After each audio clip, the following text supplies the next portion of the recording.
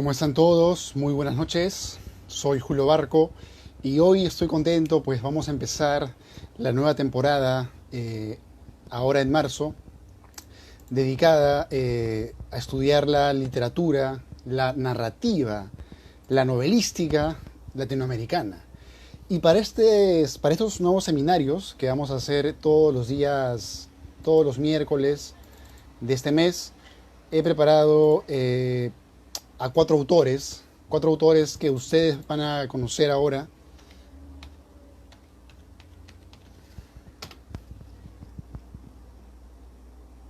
y que, entre otras cosas, nos dibujan de alguna forma todo lo que ha sido el itinerario tan vasto y complejo de la narrativa y de la escritura en prosa del siglo pasado.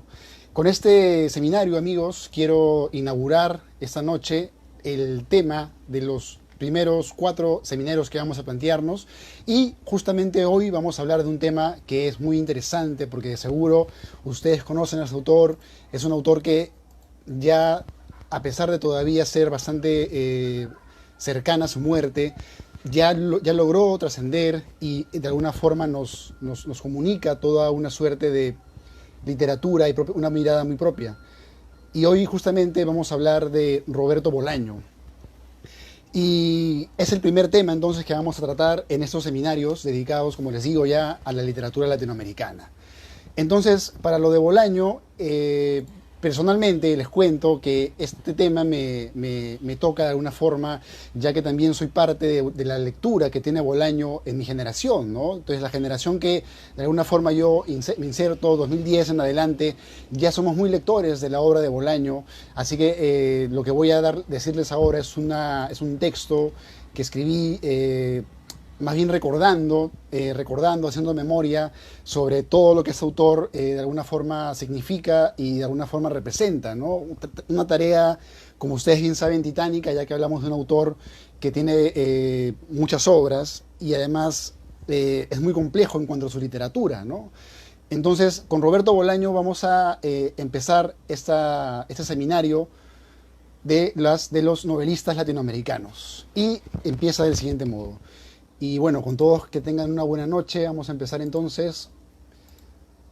A ver si podemos compartir esta transmisión, así llegamos a más público.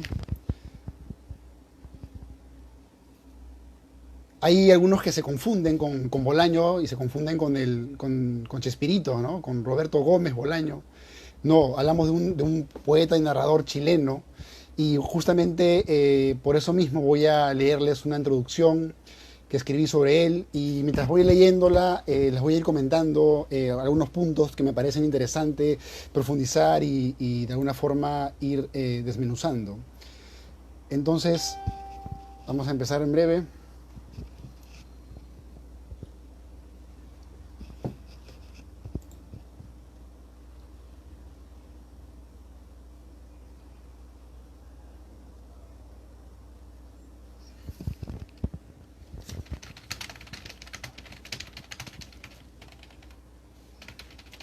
Ya, muy bien. Entonces, a modo de introducción, les voy a leer lo siguiente. Dice: escribir hoy de Roberto Bolaño es sumarse a una inmensa galaxia de textos que hablan del autor de Los Detectives Salvajes.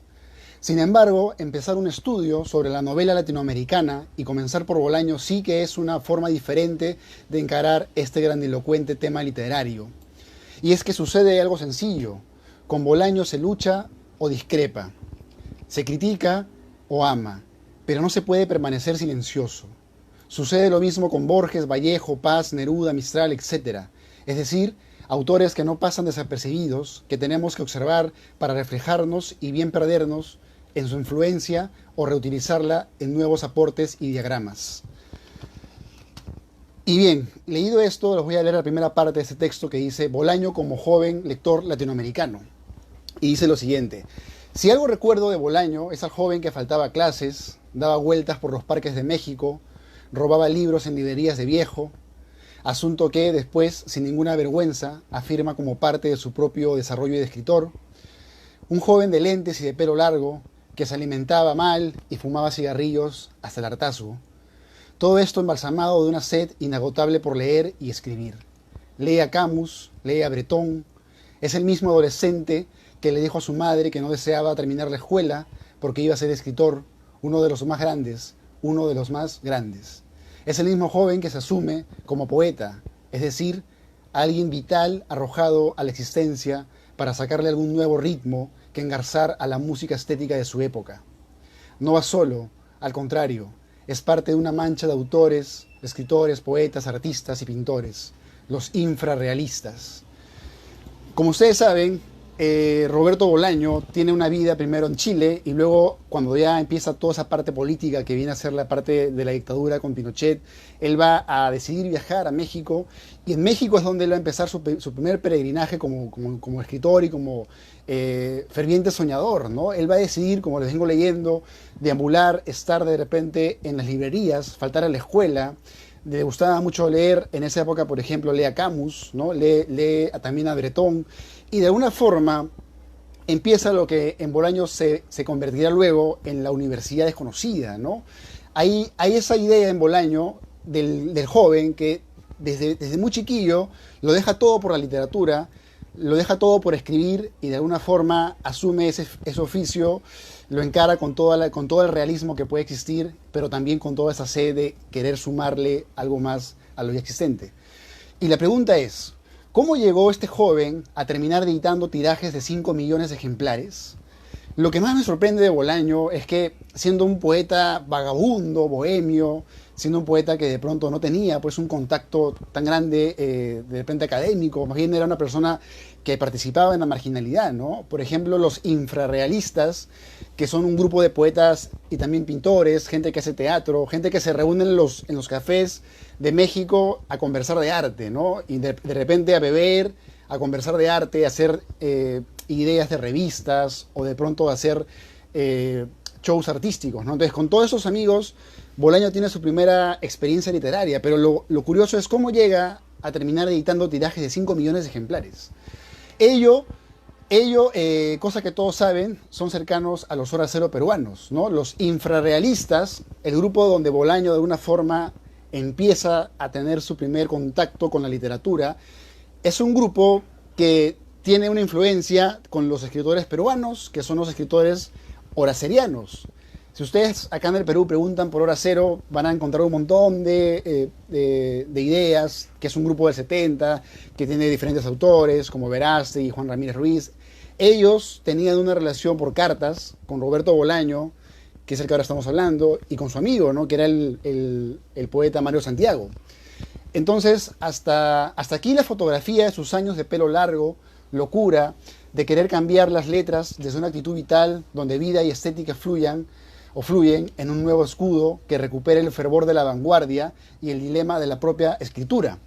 Lo interesante de Bolaño, en todo caso, hago un paréntesis, es que Bolaño se junta todo. Bolaño es un escritor que junta su propia escritura con su vida, con su estética, en una apuesta única, en una sola dirección prácticamente socrática, ¿no? Porque Bolaño es un autor que, como les digo, ya desde muy joven decide dedicar su vida a la literatura y lo hace de una forma prácticamente estoica, porque él sabe muy bien que la literatura pues no es un campo de laureles, sino es más bien la realidad y el querer crear en una realidad muchas veces hostil una obra de arte, ¿no? Entonces, en Bolaño hay esa lucidez muy marcada desde joven, ¿no? Algo que es muy interesante y que no lo hace en su país. Él es chileno, él viaja a México y en México ahí, como les digo, encuentra la bohemia. Y junto a la bohemia, como también, por ejemplo, la encuentra García Márquez, la bohemia que también encuentra en Colombia, o el poeta Rimbaud en Francia, o de repente muchos escritores, ¿no? Que la bohemia también puede ser un espacio de compartir, de conversar, de aprender, enriquecerte de ciertos temas, ¿no? Y hablando de esos días, que serán el prólogo para uno de sus mejores poemas, vamos a ver lo siguiente, ¿no? Este poema que les voy a leer ahora es de repente uno de sus poemas más ígno de toda su obra, ¿no? Porque es un poema que representa muy bien esto que les digo de la juventud, esto que les digo del ser joven y ser artista y querer de alguna forma, sin la pose, ¿no? sin la máscara, sino como algo real, como una fluidez interna que es consecuente pues, de tu propio furor, ¿no? Y en esa dinámica hay un poema que se llama Los perros románticos. Y este poema, amigos, Los perros románticos, es uno de los poemas que más de alguna forma encierran, enfrascan a ese Bolaño queriendo ser escritor, a ese Bolaño soñando con la literatura, soñando con la poesía, con esos espacios abiertos, inaprensibles que abre el arte, ¿no? Que son espacios donde, como dice Heidegger, este poeta, cuando el ser hace arte, realmente hace lo que él quiere hacer. O sea, el quehacer artístico es un quehacer de la libertad. Entonces, de alguna forma, la búsqueda de la poesía en ese quehacer, en ese hacer, como diría Heidegger, en el caso de Bolaño es también la búsqueda del sueño y de la libertad, la búsqueda de los deseos, la búsqueda de... Porque además, algo que es muy diferente de Bolaño y de otros autores es que Bolaño viene de desertar de muchas ideas políticas, ¿no? Bolaño viene de Chile que ya está en una dictadura, de una Latinoamérica que está en crisis perpetua, constante, y viene también de una suerte de escepticismo sobre los proyectos políticos grandes, no tanto los que van a la derecha o como a la izquierda. Sin embargo, sí, Bolaño tiene toda una mirada más enfocada en una mirada crítica, ¿no? Y bueno, este poema dice lo siguiente, y se los leo a ver qué tal les parece. Dice: Los perros románticos. En aquel tiempo yo tenía 20 años y estaba loco. Había perdido un país, pero había ganado un sueño. Y si tenía ese sueño, lo demás no importaba. Ni trabajar, ni rezar, ni estudiar en la madrugada junto a los perros románticos. Y el sueño vivía en el vacío de mi espíritu. Una habitación de madera, en penumbras, en uno de los pulmones del trópico. Y a veces me volvía dentro de mí y visitaba el sueño, estatua eternizada en pensamientos líquidos, un gusano blanco retorciéndose en el amor, un amor desbocado, un sueño dentro de otro sueño, y la pesadilla me decía: crecerás, dejarás atrás las imágenes del dolor y del laberinto y olvidarás. Pero en aquel tiempo crecer hubiera sido un crimen. Estoy aquí, dije, con los perros románticos, y aquí me voy a quedar. Y aquí me voy a quedar. Entonces, este poema que les acabo de leer, ya lo van a leer ustedes, se llama Los perros románticos, pueden buscarlo en internet, está en miles de páginas. Y este poema, si lo saboreamos en algunos versos, si lo desmenuzamos, es una especie de himno afirmativo del sueño que, como les digo hace un momento, Bolaño leía mucho a Breton, ¿no? Y a Breton, como ustedes saben, André Breton, el médico que dejó la medicina por ser un surrealista, ¿no? Una especie de visionario sobre lo que sería el nuevo arte, ¿no? Que él llamó el surrealismo, ya que era una búsqueda del interior, de la psiquis, que ya de por sí Freud estaba investigando. Así que había ahí una búsqueda del sueño, pero dentro de la lucidez de la vigilia, ¿no? Y de pronto, como también al dormir se traducía toda esa realidad. Entonces, en Bolaño también encontramos en este poema la idea del sueño, y se las leo. Dice: y a veces me volvía dentro de mí y visitaba el sueño, estatua eternizada en pensamientos líquidos, un gusano blanco retorciéndose en el amor, ¿no?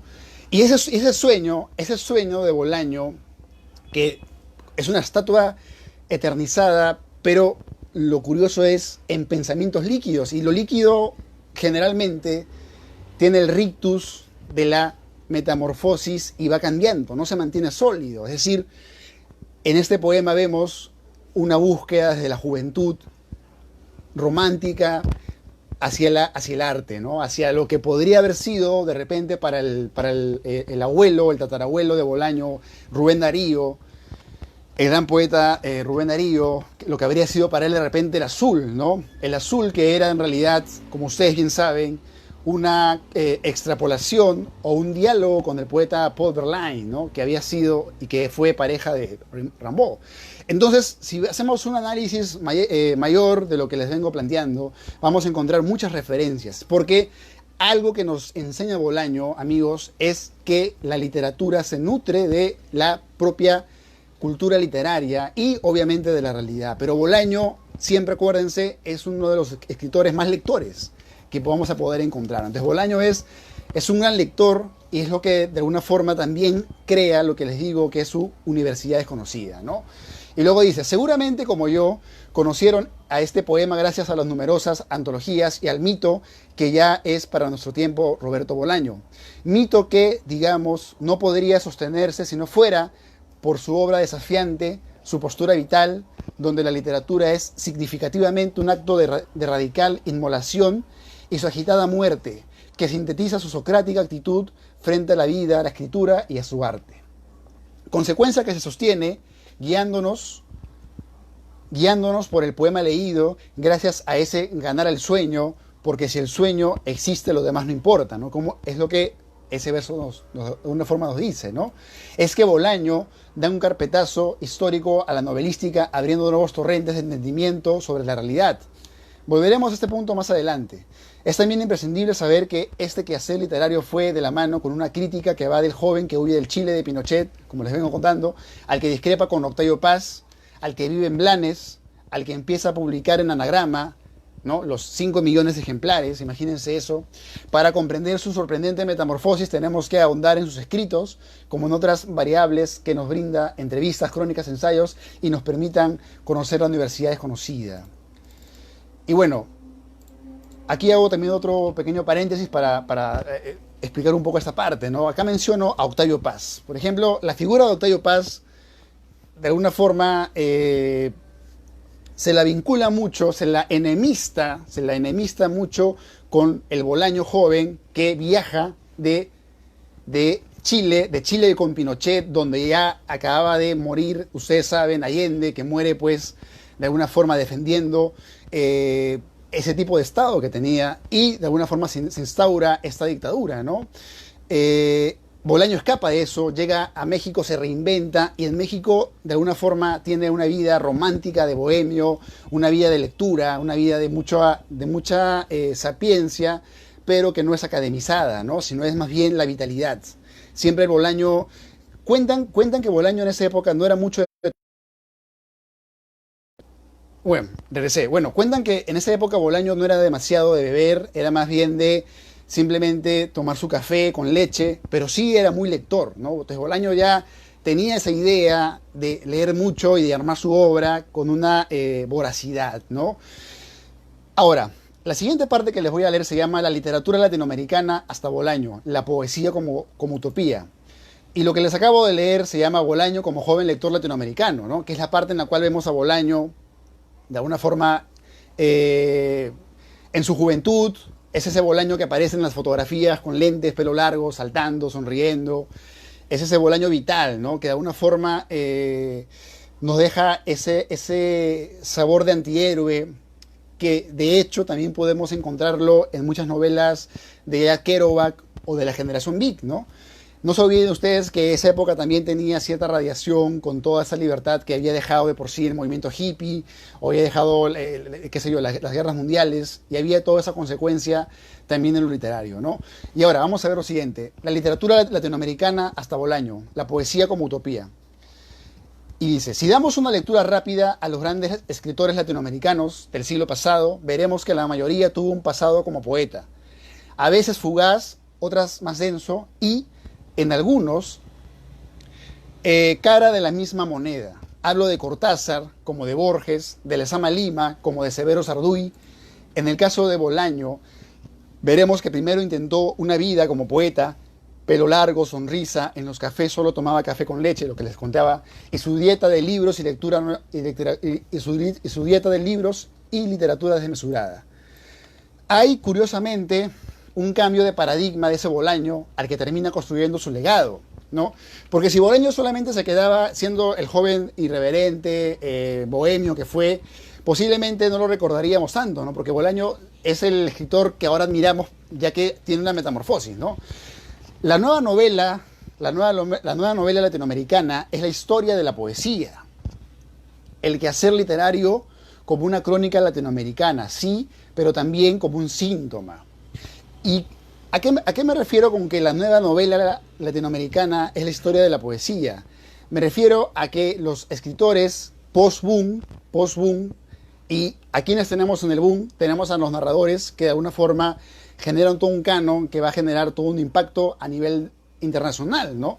Y ahí vamos a tener, por ejemplo, a Cortázar, a García Márquez, a Donoso, vamos a tener, bueno, a Vargas Llosa, etcétera. Entonces, toda esa fuerza, de alguna forma, va a ser hegemónica para lo que se entienda por literatura latinoamericana hasta que Bolaño aparece. Y eso es algo que es muy interesante, porque la literatura latinoamericana tenía muchos afluentes, tenía muchas raíces que iban de la novela decimonónica. Bueno, ya lo voy a ver después, pero les voy adelantando, ¿no? Por ejemplo, teníamos la novela decimonónica, lo real maravilloso, el realismo mágico, la novela indigenista, etc, etc, etc. Entonces, luego Bolaño reinventa ello y hace, como digo, la nueva novela es la historia de la poesía. El quehacer literario como una crónica latinoamericana, sí, pero también como un síntoma.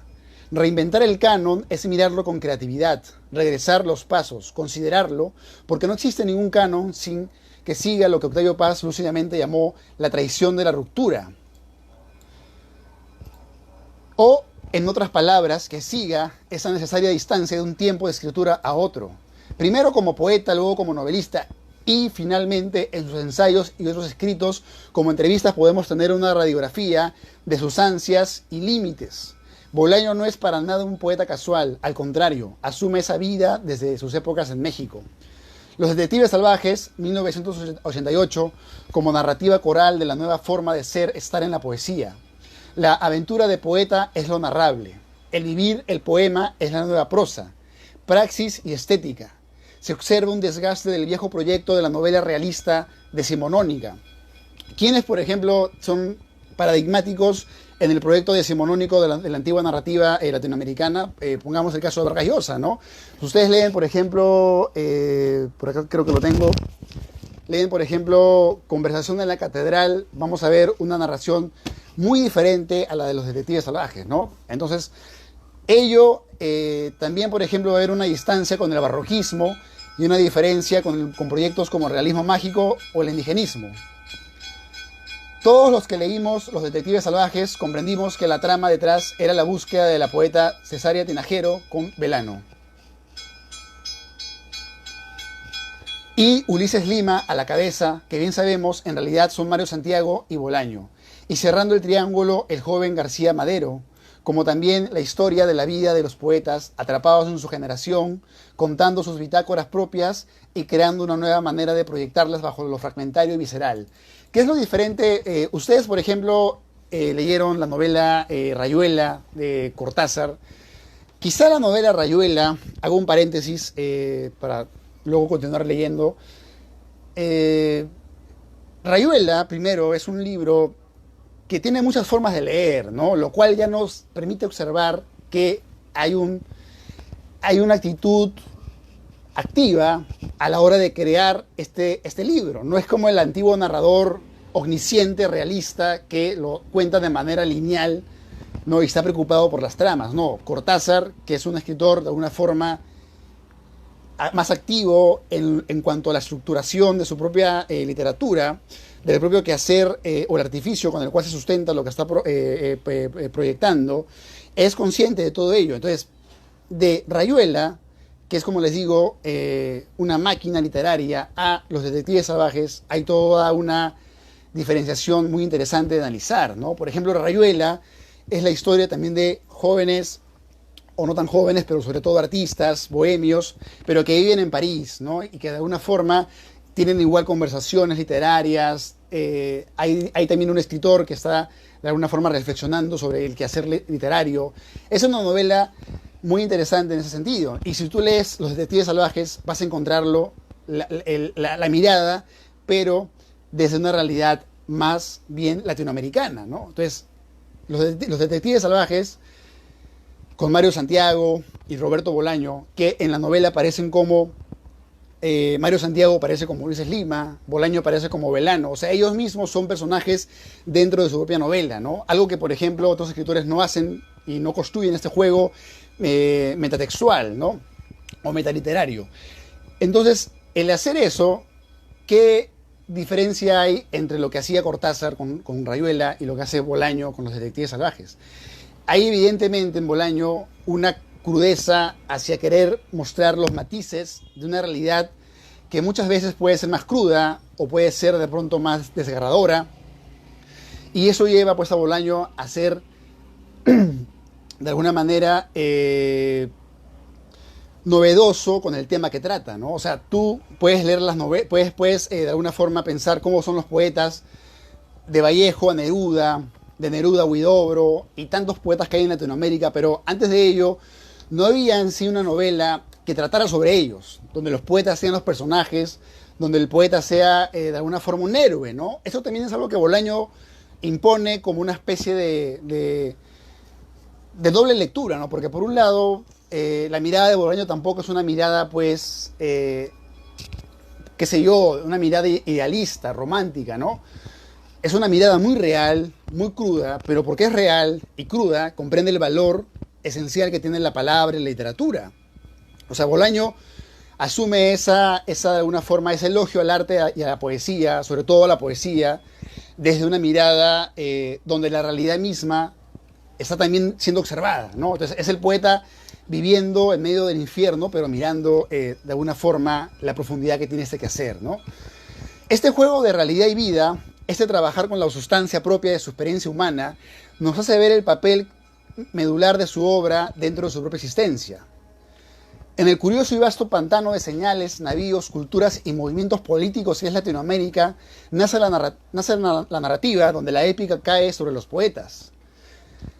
No, porque ustedes acuérdense que las novelas de repente de la época de Vargas Llosa, el tema de repente era lo político, ¿no? El tema de repente era la historia de Latinoamérica, era de pronto contar un gobierno politizado, etcétera. En cambio, con Bolaño el tema es un tema sobre los escritores.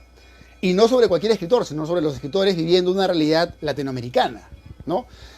Esto, a diferencia de un Borges, por ejemplo, que permanecía todavía dentro de la calidad del sueño interno, traduce una suerte de nuevo canto coral. Los detectives salvajes es, por un lado, un testamento de una época y también resulta uno de los mayores momentos de la misma. Bolaño, que de Borges hereda la sed literaria, aunque de Jack Kerouac y otros vi la necesidad de vivir la experiencia del arte mismo, la vida como arte o el movimiento del poetizar como un camino que conduce a un saber. ¿Qué quiero decir con esto? Acá me detengo un momento. De alguna forma, Bolaño sería como una especie de Borges, pero que de alguna forma asume la literatura como un viaje y se va de un lado a otro. Como les digo, Bolaño se va de Chile a México y de México se va a Europa y en Europa se queda en Blanes. Entonces, de pronto tiene toda una aventura que otros autores, por ejemplo Borges, que tiene una gran biblioteca, no la tiene como la tendría Bolaño. Bueno, eso es un tema que puede ser simplemente un tema anecdótico, pero en el caso de Bolaño sí afecta porque la propia literatura de Bolaño y su vida se van narrando de manera simultánea, ¿no? Ya lo decía William Blake, el desorden de todos los sentidos conduce a la sabiduría suprema. Bolaño hablaba de dos tipos de poetas, los adolescentes como Rimbaud y los adultos y sabios como Baudelaire. Esta diferenciación entre los poetas, Bolaño la dice en una entrevista que la da en Chile, me parece, sí, en Chile, en el programa La Belleza de Pensar, ¿no? Que lo conduce Christian Walker. Ahí dice lo siguiente, ¿no? Que hay dos tipos de poetas y les cuento este detalle, ya que en la narrativa de Bolaño vamos a encontrar mucho sobre la propia poesía. Y, por ejemplo, cuando habla de los poetas adolescentes y menciona a Rimbaud, ¿no? El poeta adolescente por antonomasia sería ese joven muy lúcido y muy luminoso que de pronto enciende el cielo, ilumina toda una tradición, pero luego desaparece, ¿no? Entonces es una estrella fugaz. Por otro lado, el poeta sabio sería Charles Baudelaire, ¿no? Y Charles Baudelaire, como ya lo han estudiado Walter Benjamin o muchos otros autores, el propio Sartre, es un poeta que hasta de viejo, hablamos de 40 años, sigue viviendo en la realidad, escribiendo su poesía y actuando sobre ella y entendiendo muy bien todo el circuito capitalista, bueno, en los sabores capitalistas en los cuales se mueven. Entonces, por ende, Baudelaire simbolizaría también dentro de la propia interpretación de Bolaño como el poeta que ya está de alguna forma insertado en un mundo y de alguna forma puede valerse, puede de alguna forma tener un camino más abierto porque tiene la lucidez para de alguna forma estar por encima incluso de la lógica en la cual se encuentra el sentido común de su momento, ¿no? Entre los dos, se posa Bolaño. Por una época es una suerte de Rimbaud creativo, lúcido. Los que tuvieron contacto con él afirman que no dejaba de hablar de literatura y eventualmente tiene una vida de consumada creatividad, ¿no? Entonces yo de alguna forma diría que Bolaño sería tan vital como un Rimbaud, pero también sería tan frío, pongámosle calculador, como una especie de Baudelaire, ¿no? Porque cuando Bolaño ya deja de ser ese poeta bohemio que vemos en las fotografías, Bolaño vive en Blanes, está ya de alguna forma casado con su esposa por más de 15 años, tiene 2 hijos y hace libros de alguna forma pensando que los va a vender y pensando que va a ganar un dinero para seguir escribiendo, para seguir viviendo de ello, ¿no? Por eso es que su obra, una obra póstuma que es 2666, él quiere publicarla en varias partes, ¿no? Porque se da cuenta que es mucho más comercial y le va a generar más dinero. Entonces, ese Bolaño que está frente a la publicación de 5 millones de ejemplares de sus obras, a la Bolaño que está afuera de una biblioteca sin plata, prácticamente totalmente enjuto, y habiendo tomado un desayuno cualquiera, pero leyendo literatura, hay un abismo, ¿no? ¿Cómo se crea un artista? ¿Cómo puede pasar de un lado a otro? Es, yo creo, básicamente el tesón que tiene Bolaño, ¿no? Es una persona que la literatura para él no era un hobby, no era un juego, no era de pronto una cosa que había que hacer solamente una vez, sino era un acto vital, un acto en el cual su vida misma estaba pues puesta en horno, en el fuego, en la caldera. O sea, él mismo se había puesto como una especie de héroe o antihéroe, ¿no? Que asume la tragedia y la gloria de ser héroe, ¿no? Porque ser héroe tampoco es que sea algo fácil o que de pronto esté abierto para cualquiera, ¿no? Y continúo leyendo. Ningún incendio arde por un cúmulo de hojarascas. Hace falta una selva sinuosa, frondosa, y el fuego de su épica resulta un incendio a viejos patrones, como las novelas políticas, conservadoras de temas, aunque atrevidas en estructura, como La muerte de Artemio Cruz, o Conversación en la catedral, ¿no? Porque al final de cuentas, pienso en voz alta, si vamos a hacer literatura, pienso, no podemos pasar por encima la tradición en la cual estamos escribiendo, ¿no? Si tú vas a hacer mañana, quieres escribir, tienes que leer sí o sí a unos 100 autores, por lo menos, ¿no? Por poner una cifra arbitraria o cualquiera, porque de pronto la literatura no es que lo hacemos como una isla, es una intercomunicación de muchas islas, y el propio entendimiento de ese archipiélago te permite pues tener otro tipo de juicio sobre ella, ¿no? Lo que hace un rato decía, la creatividad para mirar el canon, cosa que otros autores no tienen, ¿no? Hay autores peruanos que siguen creyendo que escribir como Vargas Llosa es generar literatura. Yo creo que sería demasiado obtuso pensar que hacer ahorita literatura como la de Vargas Llosa, con ese realismo que tiene un aporte, ¿no? Hay que de alguna forma ponernos por encima, de alguna forma ese tipo de riesgo, ¿no? El riesgo que, como dice Bolaño, por ejemplo, Bolaño tiene una frase que me encanta, ¿no? Dice que la literatura para Bolaño es ser como un samurái, ¿no? Es ser como un samurái que sale a la batalla sabiendo que va a perder, ¿no? Sabiendo que va a perder, pero igual sale con las ganas de enfrentarse, ¿no? Y para Bolaño eso es la literatura. Y esta metáfora del samurái, esta metáfora, pues, de alguna forma es esa lucidez que tiene Bolaño, ¿no? Bolaño en una entrevista dice lo siguiente también, ¿no? Dice que todos los escritores piensan que van a perdurar, ¿no? Pero la verdad es que casi ningún escritor perdura, que el futuro literario es para pocos o para uno o para a veces ninguno. Entonces, de alguna forma Bolaño se da cuenta de por un lado, el sueño que nos da la literatura, pero por otro lado la crudeza que nos da la literatura. Para Bolaño, por ejemplo, ciertos escritores estaban como dentro de un camal, ¿no? Así como un cerdo o un animal, un vacuno, está dentro de un camal para ser transformado en comida. Un escritor, un literato, según Bolaño, también se encontraba pues en esa empresa infernal de transformarse en obra. Entonces, por un lado les digo, hay ese Bolaño lúcido que entiende lo nimio, lo anodino de la literatura.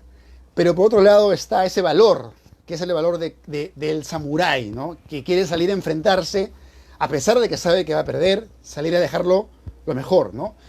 Y luego sigo leyendo. Curiosamente, Bolaño migra de escenario y capta otra realidad, México. Es muy interesante lo de México, ¿no? Este punto también quiero contarles, ¿no? Con Bolaño, los escritores latinoamericanos de alguna forma empiezan a escribir de cualquier entorno geográfico que quieran. Antes los escritores latinoamericanos estaban atados a su realidad, ¿no? García Márquez, Macondo, de alguna forma Vargas Llosa, Lima, etc. Entonces, Bolaño, al irse a México, crea también una especie de, llamémosle, escuela o una universidad de los que emigran y hacen suya cualquier ciudad, cualquier territorio. Es decir, la geografía es, de alguna forma, tu propia lectura sobre ella y no tanto la geografía en la cual tú naces. Tú puedes crear tu propia épica en México. Y sobre México dice lo siguiente, ¿no? Dice, México es mi tierra de literatura, mi tierra de literatura, mi tierra literaria por excelencia. Pero también junto a México es la muerte de Salvador Allende. Es muy interesante eso que dice Bolaño. Dice que México es su tierra por excelencia, dice Bolaño, ¿no? Es que de alguna forma, como les digo, en México Bolaño es ese joven bohemio que se forma y que termina siendo uno de los escritores más interesantes de la literatura latinoamericana última. Y bueno, el asunto es que la mirada de Bolaño hackea las anteriores y nos refresca la propia complejidad de la realidad. Lo mismo hacen, guardando distancias, las novelas de Lezama Lima o James Joyce. Sin embargo, los temas de Bolaño conducen a la propia música de la época, o en todo caso, a una de las tantas que suenan. Ruptura con la colectividad política, descreimiento de los sueños colectivos, lucidez ante el compromiso último de solamente escribir, la poesía como el sueño o utopía que atrapar, la escritura como la única realidad posible, ¿no? De alguna forma Bolaño encierra una gran metáfora que es el escritor que ya no tiene espacios salvo su propia obra, y su obra pues se hace otra realidad tan compleja como la que ya vivimos, ¿no? Y que se retroalimenta de esa propia realidad. La escritura como la única realidad posible, ¿no? El apocalipsis, la pesadilla, la vitalidad, el desencuentro. El apocalipsis, ¿por qué el apocalipsis? Porque de alguna forma Bolaño también escribe mucho sobre la situación violenta de México. Bolaño escribe sobre la muerte de muchas jóvenes en México, sobre las violencias, los jóvenes asesinados por las represiones de los estados. Escribe sobre lo que pasaba en Allende cuando Allende es asesinado y Pinochet empieza también a matar a todos los adversarios. Entonces en Bolaño la violencia literaria se muestra, pero también se muestra el coraje de la poesía como un mundo utópico. Entonces el apocalipsis, la pesadilla, la vitalidad, el desencuentro.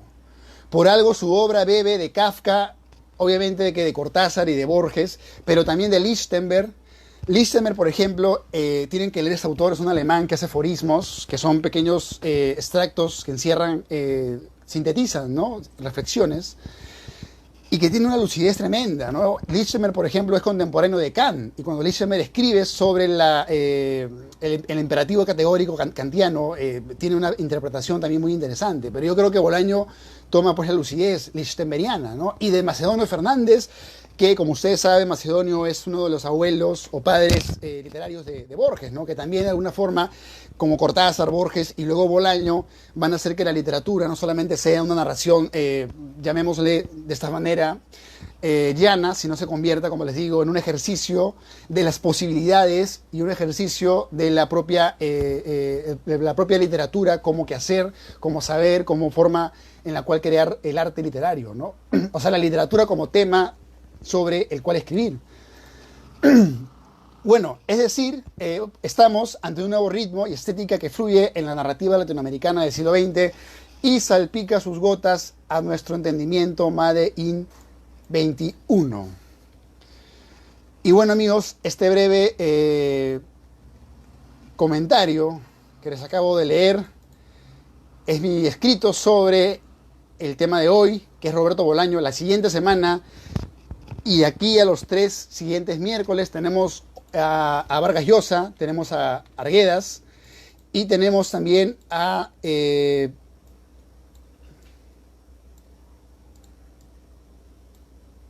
un momento.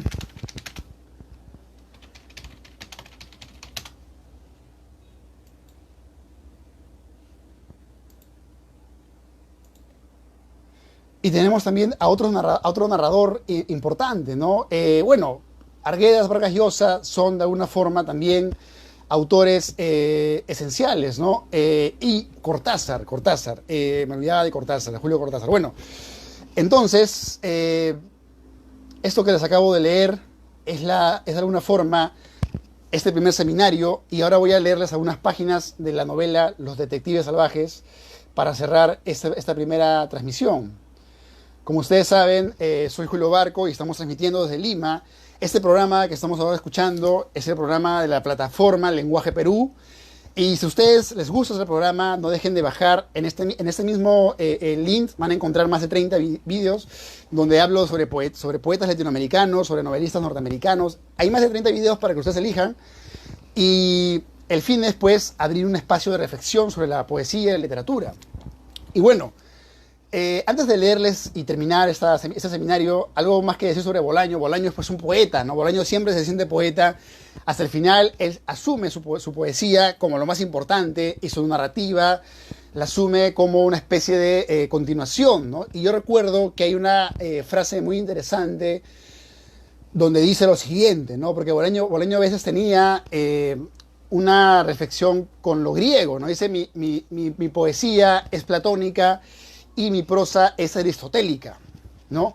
Y de alguna forma, mi interpretación sobre esta frase es que, como ustedes saben, lo platónico tiene que ver con lo idealista, con lo que está fuera de lo físico, con el mundo de las ideas, ¿no? Entonces, de alguna forma, en la poesía de Bolaño hay ese deseo del sueño, ¿no? Ese deseo de la trascendencia desde la palabra, desde el lenguaje, hacia una especie de encuentro místico con la realidad, con las cosas, que va a ser también, de alguna forma, la búsqueda de la novela Los Detectives Salvajes, porque Los Detectives Salvajes, como ya les digo, es una novela coral, pero el tema va a ser, pues, todo un grupo de poetas y sobre todo un grupo de ellos que están buscando a una poeta, y su propia búsqueda es una búsqueda sobre la propia poesía, ¿no? Y luego dice que su narrativa es aristotélica, y como ustedes saben, Aristóteles, a diferencia de Platón, que hizo los diálogos para explicar más a Sócrates, Aristóteles, pues, hace una especie de taxonomía sobre todas las ciencias y la realidad, y empieza, pues, a complejizar y a ser más categórico, y por ende a dar más selecciones y diferencias. Entonces yo creo que ese racionalismo se encuentra dentro de la narrativa de Bolaño, ya que su narrativa es una extensión incluso de su poesía, pero enriquecida por una lucidez y una erudición que muy pocos escritores antes de Bolaño tenían, ¿no? Quizá otro gran erudito es Borges, ¿no? Pero Borges no es un autor vital que de pronto se va a ir por la carretera a buscar una poeta, ¿no? Borges es más bien un autor vital en los pensamientos de Schopenhauer, en los pensamientos sobre la realidad misma, en otro tipo de enfrentamientos metafísicos. Sin embargo, en lo que respecta a la realidad de la vanguardia, Bolaño se pone a la cabeza. Y bueno, amigos, entonces termino leyéndoles una parte de este libro que en realidad ya me parece de lectura básica para hablar de estos seminarios. Como ustedes saben, estamos haciendo seminarios sobre la novelística latinoamericana. Y vamos entonces a terminar esta primera etapa de los seminarios leyendo algo sobre Bolaño, que dice lo siguiente. Dice, he llamado a María Font por el teléfono. Le dije que quería verla, le supliqué que nos viéramos. Nos citamos en el Café Quito. Cuando llega, a eso de las 7 de la tarde, varios tipos la siguen con la mirada desde que entra hasta que se sienta en la mesa en donde la guardo. Está preciosa. Viste una blusa oaxaqueña, blue jeans muy ceñidos y sandalias de cuero. Al hombro lleva un morral de color marrón oscuro, con dibujos de caballitos de color crema en los bordes, lleno de libros y papeles. Le pedí que me leyera un poema. No seas pesado, García Madero, dijo ella. No sé por qué, su respuesta me entristeció. Tenía, creo, una necesidad física de escuchar a sus labios uno de sus poemas, pero tal vez el ambiente no fuera el más indicado. El Café Quito es un hervidero de voces, gritos, risas. Le devolví el libro de Lautréamont. ¿Ya lo has leído?, dijo María. Claro, dije, que me he pasado toda la noche sin dormir, leyendo. También leí Lee Harvey Oswald. Es una revista estupenda. Qué lástima que ya no salga. Tus textos me encantaron. ¿Y todavía no te has ido a la cama? Todavía no, pero me siento bien, súper despierto. Y bueno, esa